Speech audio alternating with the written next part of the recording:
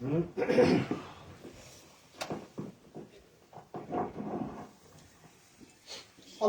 أكبر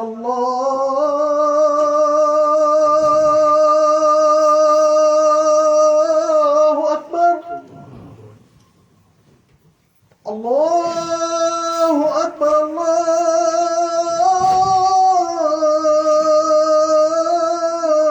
الله أكبر أشهد أن لا إله إلا الله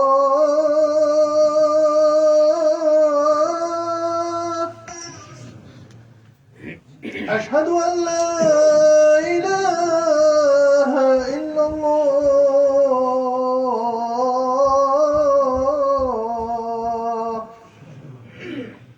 أشهد أن محمدا رسول الله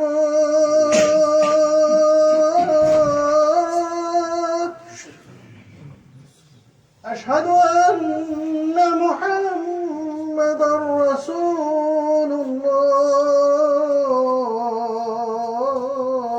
الله حي على الصلاة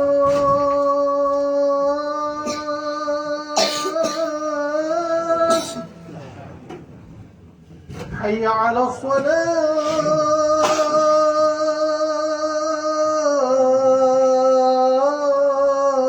الصلاة حي على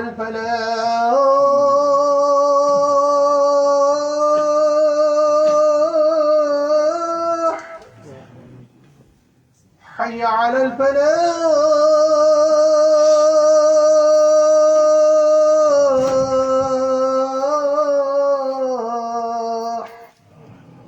الله أكبر الله أكبر لا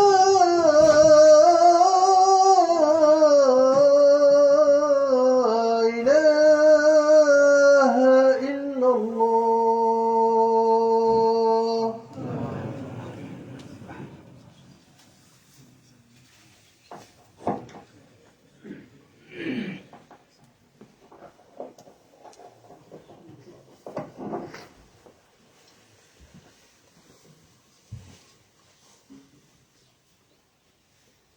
إن الحمد لله نحمده ونستعينه ونستغفره ونعوذ بالله من شرور أنفسنا وسيئات أعمالنا من يهده الله فلا مضل له ومن يضلل فلا هادي له وأشهد أن لا إله إلا الله وحده لا شريك له وأشهد أن محمدا عبده ورسوله يا أيها الذين آمنوا اتقوا الله حق تقاته ولا تموتن إلا وأنتم مسلمون يا أيها الناس اتقوا ربكم الذي خلقكم من نفس واحدة وخلق منها زوجها وبث منهما رجالا كثيرا ونساء واتقوا الله الذي تساءلون به والأرحام إن الله كان عليكم رقيبا يا أيها الذين آمنوا اتقوا الله وقولوا قولا سديدا يصلح لكم أعمالكم ويغفر لكم ذنوبكم ومن يطع الله ورسوله فقد فاز فوزا عظيما أما بعد فإن أصدق الحديث كتاب الله وخير الهدي هدي محمد صلى الله عليه وسلم وشر الأمور محدثاتها وكل محدثة بدعة وكل بدعة ضلالة وَكُلَّ ضَلَالَةٍ فِي النَّارِ. Indeed, all praise is due to Allah subhanahu wa ta'ala. We praise Him, we seek His help, and we seek His forgiveness. We seek refuge with Allah from the evil within ourselves and from the evil consequences of our bad deeds. Whomever Allah guides, no one can deprive them of guidance. And whomever Allah leaves to go astray, none can guide them. I bear witness that there is no God worthy of worship except Allah alone, having no partners, and I bear witness that Muhammad sallallahu alaihi wasallam is Allah's slave and final messenger. O you who believe, fear Allah as He should be feared and don't die except as Muslims. O people, revere your Lord who created you from a single soul, and from it its mate, and from the two of them a multitude of men and women. Have taqwa of Allah by whom you demand your mutual rights, and don't cut ties with the wombs that bore you. Indeed, Allah is ever a watcher over you. O you who believe, have taqwa of Allah and say a word that is correct. Allah will guide you to do good deeds and forgive you your sins. And whoever obeys Allah and His Messenger has achieved the greatest of achievements. Indeed, the most truthful speech is the book of Allah. And the best of what people take as guidance is the guidance of Muhammad sallallahu alaihi wasallam. And the most evil of affairs are things that people add to the religion. Every addition to the religion is an innovation. Every innovation is a misguidance. And every misguidance leads to the hellfire. Brothers and sisters in Islam, Allah subhanahu wa ta'ala says in His book, Ya ayyuhalladhina amanu, O you who believe, إِذَا نُودِيَ لِلصَّلَاةِ مِنْ يَوْمِ الْجُمُعَةِ فَاسْعُوا إِلَى ذِكْرِ اللَّهِ وَذَرُوا الْبَيْعَ. When the call for the Jumu'ah prayer is given, hasten to the reminder of Allah and leave off all business. ذَلِكُمْ خَيْرٌ لَكُمْ إِن كُنْتُمْ تَعْلَمُونَ. That's better for you if you only but knew. فَإِذَا قُضِيَتِ الصَّلَاةِ. And when the salah is completed, فَانْتَشِرُوا فِي الْأَرْضِ وَابْتَغُوا مِنْ فَضْلِ اللَّهِ. Then disperse. Go forth in the earth and seek out the bounty of Allah. وَاذْكُرُوا اللَّهَ كَثِيرًا لَعَلَّكُمْ تُفْلِحُونَ. And remember Allah abundantly in order that you may be amongst those who are successful. This ayah is towards the end of Surah Al-Jumu'ah, the chapter in the Quran known as Al-Jumu'ah. Al-Jumu'ah, brothers and sisters in Islam, which is Friday, is the best of the days of the week. There is no day of the week better than the day of Jumu'ah. Allah's Messenger sallallahu alaihi wasallam said, خَيْرُ يَوْمٍ طَلَعَتْ عَلَيْهِ الشَّمْسِ يَوْمُ الْجُمُعَةِ. The best of the days in which the sun rises is Al-Jumu'ah. فِيهِ خُلِقَ آدَمَ. In this day, or on this day, Adam was created. وَفِيهِ أُدْخِلَ الْجَنَّةِ. And on this day, he entered into Al-Jannah. وَفِيهِ أُخْرِجَ مِنْهَا. And on this day was he made to leave Al-Jannah. And he concluded in this hadith by saying, sallallahu alayhi wasallam, وَلَا تَقُومُ السَّاعَةِ إِلَّا فِي يَوْمِ الْجُمْعَةِ. And the final hour will not be established except on the day of Jumu'ah. This day of Jumu'ah, wherein we come to the masjid every week, is something which sometimes many of us may take for granted. But this day, wallahi, akhi, is a very important day. There occurs in a hadith in Sahih Muslim from Abu Hudhayfa, Hudhayfa ibn al-Yaman radiallahu anhu, who said that Allah's Messenger said, sallallahu alayhi wasallam, أَضَلَّ اللَّهُ عَنِ الْجُمْعَةِ مَنْ كَانَ قَبْلَنَا. Allah diverted from Friday those who came before us. So the Yahud, they were guided to accept Saturday. The Nasara, the Christians, they were guided to Al-Ahad, Sunday. And this ummah, Allah then brought us and He guided to us Al-Jumu'ah. And He said in this hadith, sallallahu alayhi wasallam, we are the last of the nations amongst the creation in this dunya, but on the Yawm al-Qiyamah, we will be the first of the nations to be judged. So Allah subhanahu wa ta'ala diverted the previous nations from this day of Jumu'ah, which we began by saying this day of Jumu'ah is the best of the days of the week. The day in which Allah created Adam. In another narration, it is also the day in which the soul, the ruh of Adam was blown into his body. Many ahadith that talk about the virtues of this day. And if you reflect with me just for a bit, the days of the week in Islam, in the Arabic, we have the original names. The original names that were given to the days of the week are not Sunday, Monday, Tuesday, Wednesday, Thursday, Friday. These are Roman Gregorian names. And if you study the history, all of them go back to the worship of a false god. All of these days that we use, Sunday, Monday, Tuesday, Wednesday, Thursday, Friday, they all go back to the worship of a false god. Even the months that we use on the Gregorian calendar, they all go back to the worship of a false god, a false deity. As for the days of the week in Arabic, the names that were given to them by Allah, then Sunday, which is the first day, was called Yom al-Ahad, the first day. Monday was named Al-Ithnain, the second day. Tuesday was named Al-Thulatha, the third day. Wednesday was named Al-Arba'a, the fourth day.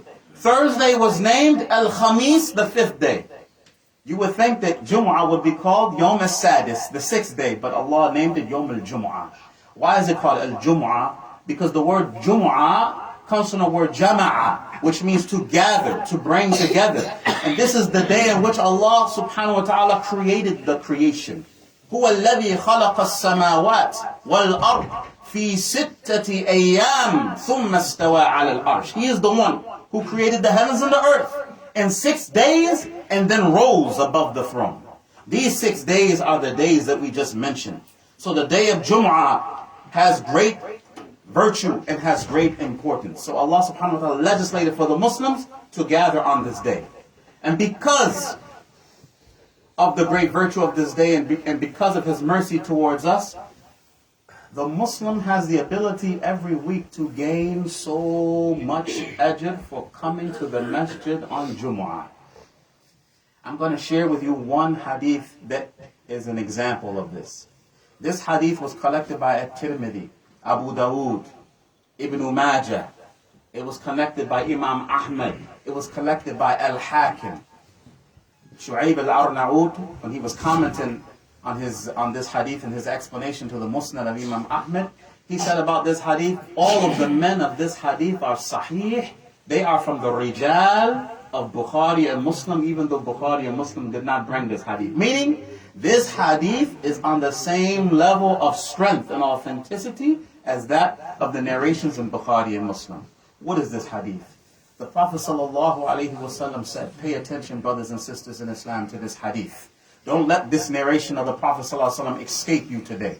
He said, ﷺ, مَنْ غَسَّلَ يَوْمَ الْجُمْعَةِ وَاغْتَسَلَ. Whoever performs a complete ghusl on the day of Jumu'ah, وَبَكَّرَ وَابْتَكَرَ, and he leaves his home early and arrives early. That is to the masjid. He leaves to come early to the masjid. Some narrations it mentions وَمَشَى وَلَمْ يَرْكَبْ, and he walks without riding. Some narrations, like the narration that I'm reading from now, it doesn't mention this. وَدَنَى, he comes close. And we're going to come back to what that means. وَاسْتَمَعَ وَأَنصَتَ, and he listens. And he doesn't speak. He remains silent during the duration of the khutbah. كَانَ لَهُ بِكُلِّ خُطْوَةٍ يَخْطُوهَا, he will have with every single footstep of his that he used to walk towards the masjid, أَجْرُ سَنَةٍ صِيَامُهَا وَقِيَامُهَا. He will have the reward of an entire year fasting, an entire year of standing in prayer. This is the ajr for doing what was mentioned in this hadith. However, with that being said, brothers and sisters in Islam, sometimes some of us do some things on Jumu'ah that deprive us of some or possibly even all of the reward that's mentioned in this hadith. And that's what I want to talk to you about today, inshallah. First thing I want to talk about is some of the etiquettes, the adab, and the ahkam for coming to the masjid in general. Then I want to mention some things related to the etiquettes and rulings related to coming to the masjid for Jumu'ah, inshallah ta'ala. As for the first thing, when you leave your home, starting from when you leave your home, try to get in the habit of performing wudu before leaving home. As this was the sunnah of the Messenger of Allah sallallahu alaihi wasallam, he would perform wudu before leaving his home. When coming to the masjid, make your intention for coming to the masjid to get close to Allah subhanahu wa ta'ala. Don't have the intention of anything else. When you enter the masjid with your right foot, saying one of those supplications the Prophet ﷺ taught us to say, such as Allahumma aftah li abwab rahmati. O Allah, open up for me the doors of your mercy. When entering the masjid, give the salam. And it is enough to say Assalamu alaikum. You don't have to say Assalamu alaikum brothers, or Assalamu alaikum Muhammad, Assalamu alaikum Umar. Assalamu alaikum, and it suffices for everyone in the masjid. When entering the masjid, and again we're talking in general, the sunnah is to try to come to the front row.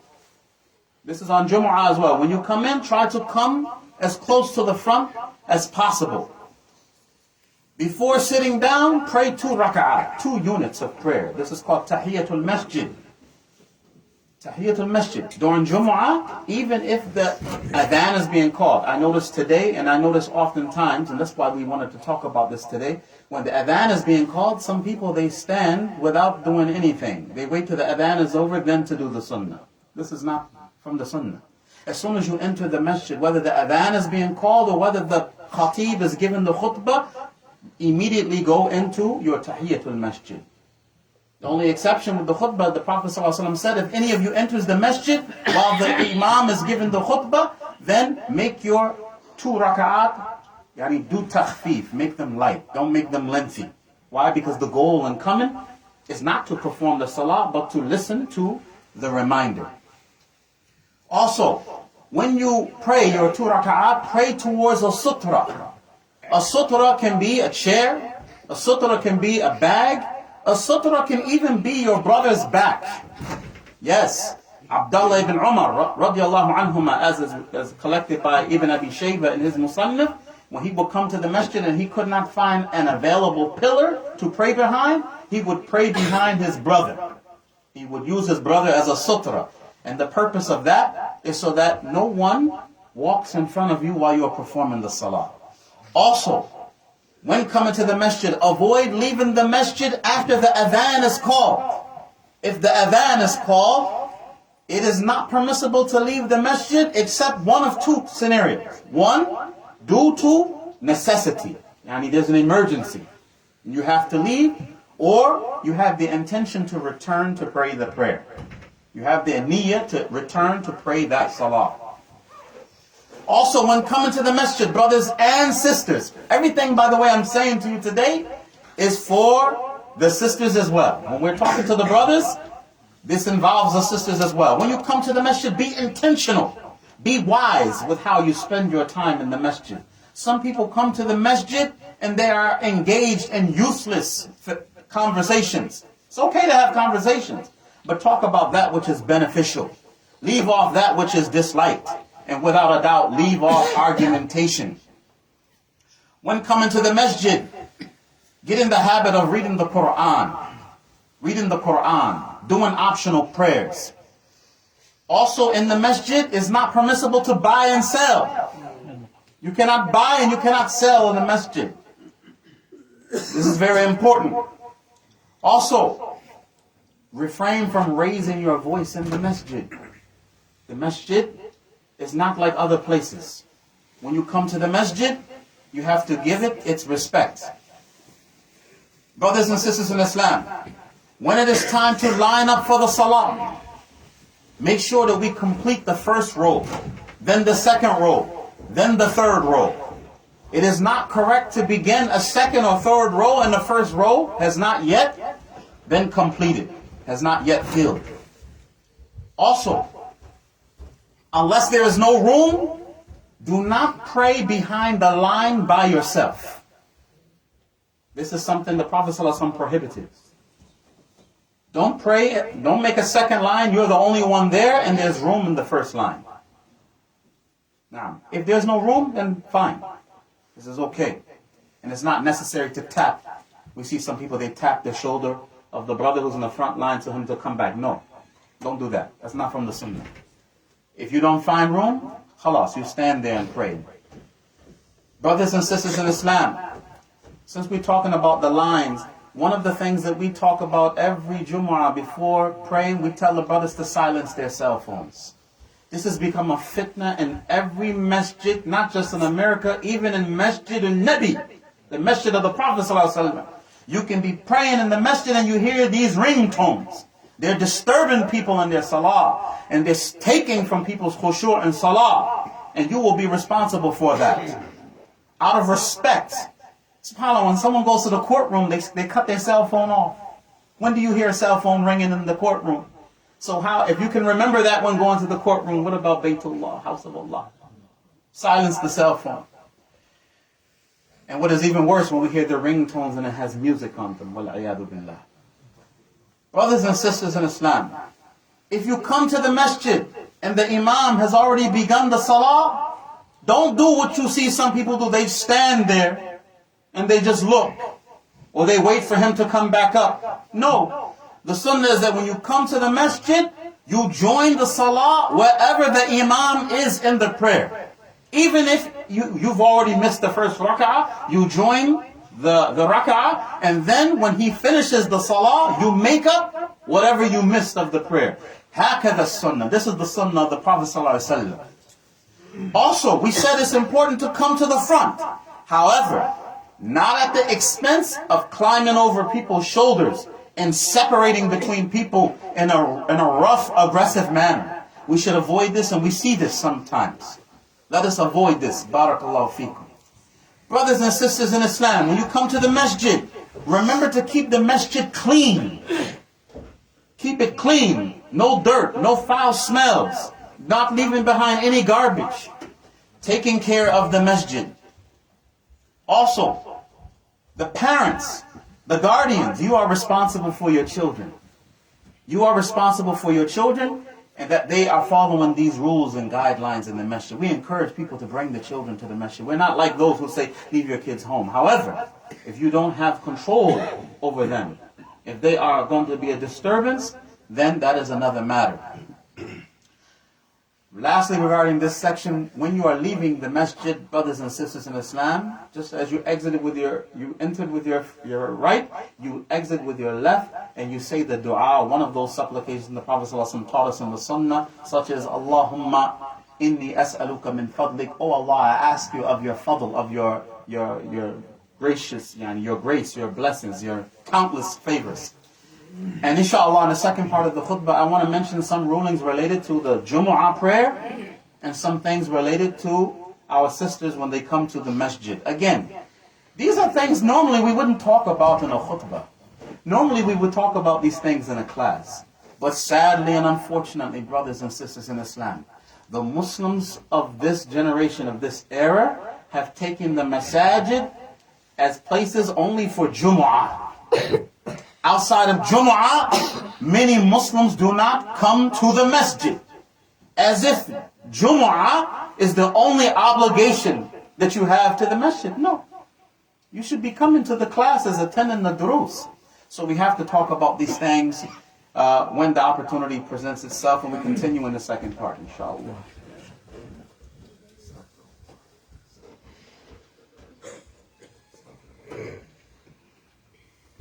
بسم الله والحمد لله الصلاة والسلام على رسول الله وعلى آله وصحبه ومن تبع هداه وأشهد أن لا إله إلا الله وحده لا شريك له وأشهد أن محمدا عبده ورسوله صلوات الله وسلامه عليه. In the name of Allah, all praise is due to Allah, and may the salah and salam of Allah be upon the Prophet Muhammad, his household, his companions, and every Muslim who follows them in righteousness until the last day. I bear witness that there is no God deserving of worship except Allah alone, having no partners, and I bear witness that Muhammad sallallahu alaihi wasallam is Allah's slave and final messenger. It is sunnah to come close to the khatib, not to be in the back, but to come close. In some masajid, we have to tell people, please move forward. If we are all practicing the sunnah, inshallah, we won't need to tell people to move forward. When you come to the masjid, try to come as close as possible and listen and sit and listen attentively. It is disliked to step over the shoulders for the purpose of coming close, as I've said. And we've seen this. Some brothers step over the shoulders, some people move people. This is incorrect. By the way, if someone gets up while here, maybe he's going to use the restroom, it's not permissible for someone to go and sit in his place. They should leave that space available for him or her to come back and sit in their spot. When in the masjid, before the khutbah begins, what should we be doing? Either reading Quran or doing salah. And there is no limit to the amount of raka'at you can do before Jumu'ah. You can pray, ma kataba Allahu lak, whatever Allah has written for you. You do it in twos, you make tasneem, you do it in twos, you make tasneem. Until the imam or the person who's given the khutbah appears and goes to the minbar, you can continue on that way. Also, remain silent during the khutbah. This is an area where we have a serious problem. Even I have been in this masjid given the Jumu'ah khutbah and we've seen conversations being had. It's not allowed to talk during the khutbah, brothers and sisters in Islam. Unless you are addressing the khatib, the one giving the khutbah. We have examples of this. We have example of a man coming into the masjid while the Prophet ﷺ was giving the khutbah, and he said, "O Muhammad, our crops are starving. There's a drought. Make dua to Allah that Allah send down the rain." And the Prophet ﷺ, he made dua for the rain to come down, and it began to rain before he even come down from the minbar. It began to rain profusely. And it rained consecutively for a whole entire week. And the next Jumu'ah, that man or some other man came into the masjid and again said, "Oh Muhammad, the rain is too much.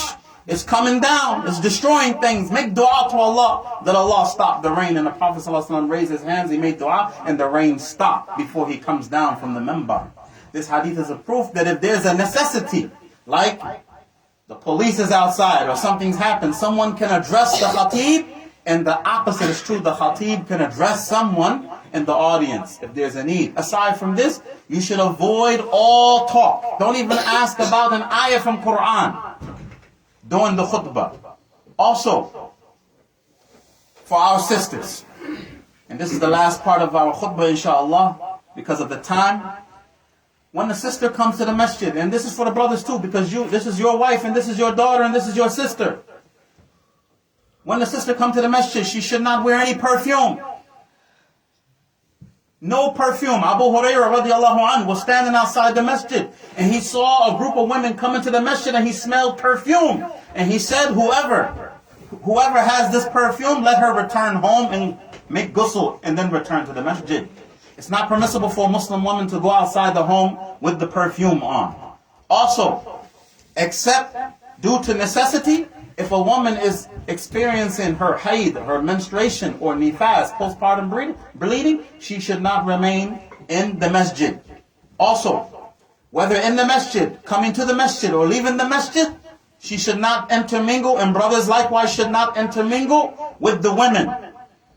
As in fact, the Prophet ﷺ said the best rows for the women are the furthest rows to the back.